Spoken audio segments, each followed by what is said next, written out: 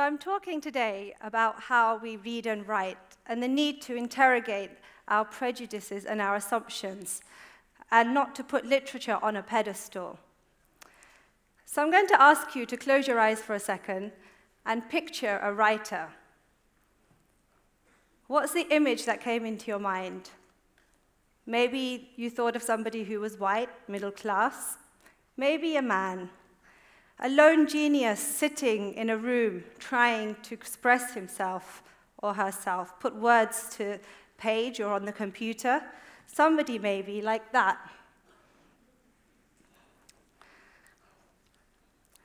I want to talk today about some of the assumptions we have around literature. The idea of literature as something sacred or separate from the world, or of the writer as somebody who is wiser than other people, who's detached and neutral. The idea that reading books makes us better. Now, I'm not the first person to say this, to make this kind of argument, but for some reason, this mythologizing of literature continues to this day. And it's a useful myth. It's useful for people who sell books. It's useful for people who organize literature festivals. And even for writers, it's perhaps a payback for all those agonizing hours that you spend trying to get those words onto the page for virtually no financial reward. But this mythologizing is a problem. It's a problem because it leads us to consume books uncritically, not thinking about the ways in which they influence us.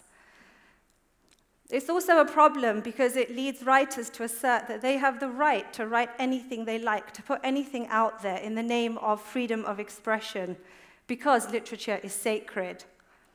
I'm going to question these assumptions today by sharing some of my own journey, my reading, writing, and living journey, and some of my own internalized dominant perspectives. I'm going to be talking about class, gender, whiteness, caste, starting, first of all, with my childhood. So as I was growing up, I was oblivious a lot of the time to the busy household I was living in. There was always lots happening around, but I was usually lost in books. Nobody was telling me what to read. I read anything I could get hold of, from local libraries, the school library. I read Maya Angelou, I read Dickens, T.H. Lawrence, Georgette Heyer. I read a lot of books that were published by Virago Press, a feminist publisher. I had no idea what feminism was, so there was no sense of irony when, at 14, I asked my teacher if I could do my work experience at Virago, and she sent me instead to the magazine Women's Realm. Instead, I enjoyed spicing up those dull problem page letters.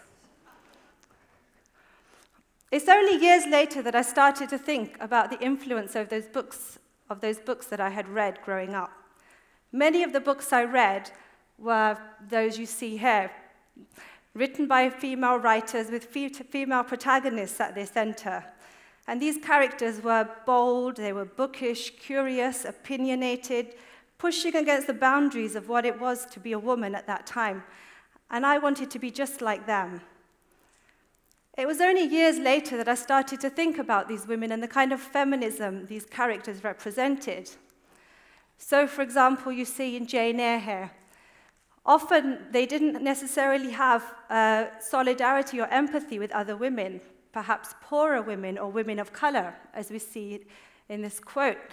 And those of you who have read Jane Eyre might remember the mad woman in the attic, the Creole wife of Mr. Rochester, who was dehumanized in this book. So I started to think about how this has influenced me and what it was in this literature. Something I thought it was perhaps something like a male gaze, that these women were better than other women because they were like men.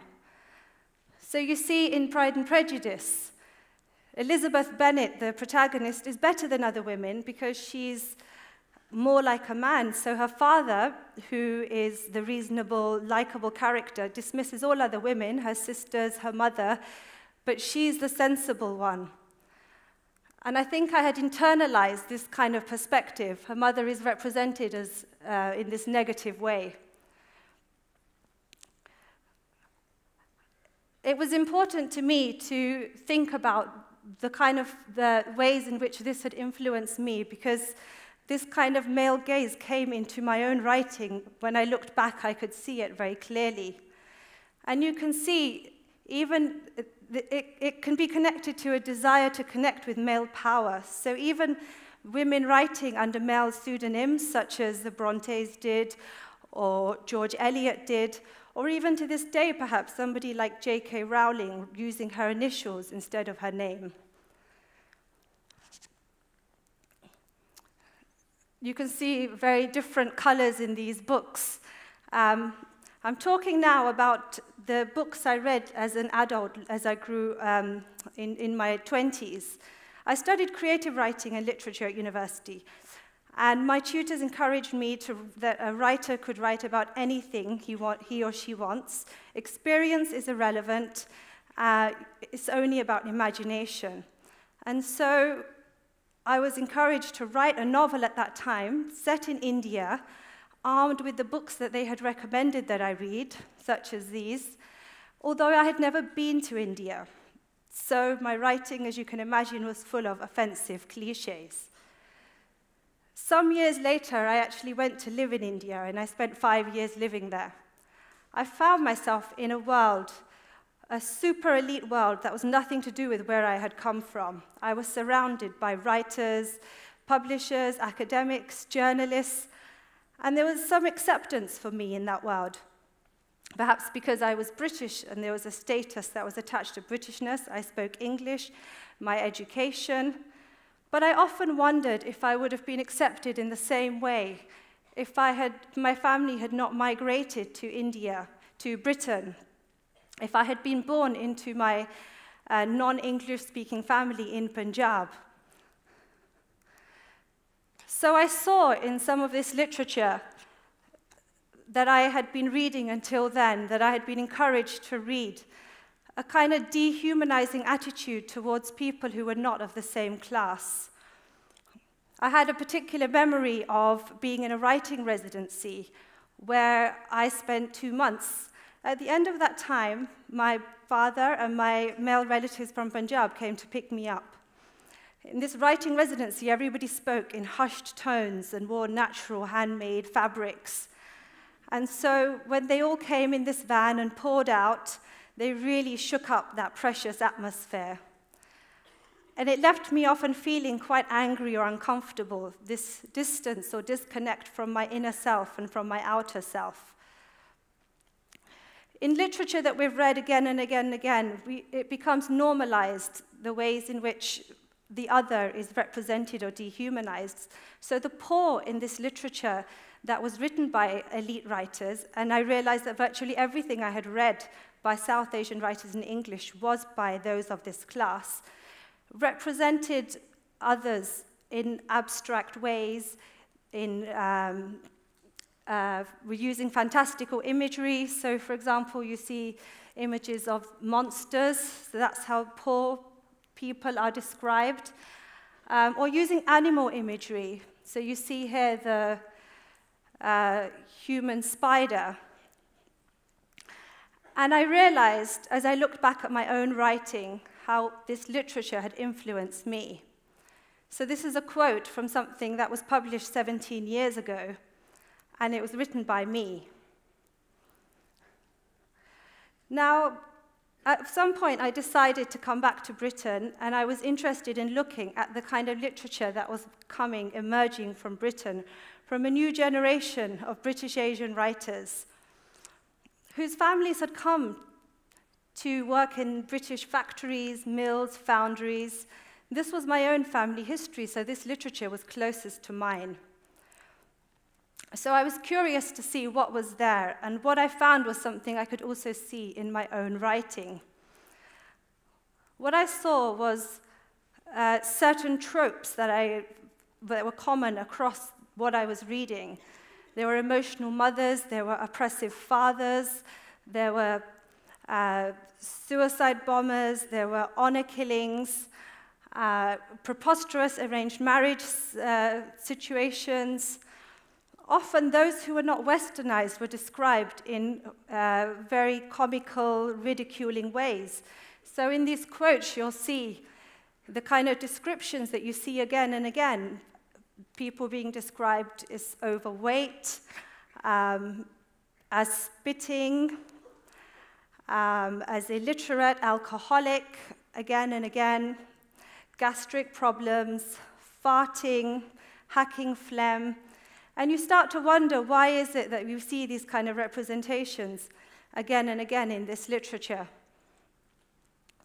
And it seemed to me that while this literature was being celebrated as representing the other, representing difference, at the same time it was just conforming to a certain norm of British ideology, of a British worldview. It seemed to tie in very well with British domestic policy, for example, integration or assimilation, the need to become British, or foreign policy, where Muslims were often demonized.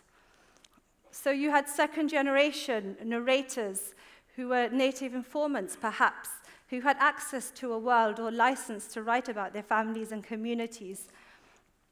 And they were sharing the backward worlds, families, and communities that they had left far behind in their journey of progress. So I've been talking so far about the ways in which we can internalize the dominant ideologies or perspectives, even from a marginalized position. But it's also sometimes the case that there are aspects of our identity which are dominant. And again, that is something that we need to internalize. And that is often even more uncomfortable to do. And there's no need, because we're benefiting from those. In my case, there is caste. So being South Asian in Britain is not experienced in the same way by everybody. Experiencing racism, facing racism is not experienced similarly by all people. So when we had local children spitting in our faces or calling us the P word, when somebody threw acid at my father while he was driving a bus, I feel, looking back, that we were perhaps buffered by our own supremacy that had been carried over from India, which came from being upper caste. So although there was a sense of fear and shame in the face of that racism, we also felt a misplaced sense of superiority to those working class neighbors and people around us. And I realized that I had not needed to see the upper caste perspective of all those books that I had been reading, the films, the Bollywood films I had been watching, which had been normalized because all of them were by Savarnas, upper castes. And there's so many other things that I have not even talked about today. For example, normalized Islamophobia, the dominance of North India or Hinduism in the Indian context, or of English globally. I haven't talked about or even deeply thought about normalized heteronormativity, anti-blackness, the ways in which indigenous perspectives are silenced. All this is to say that actually we never arrive at that place where we are enlightened and we have fully interrogated all our assumptions.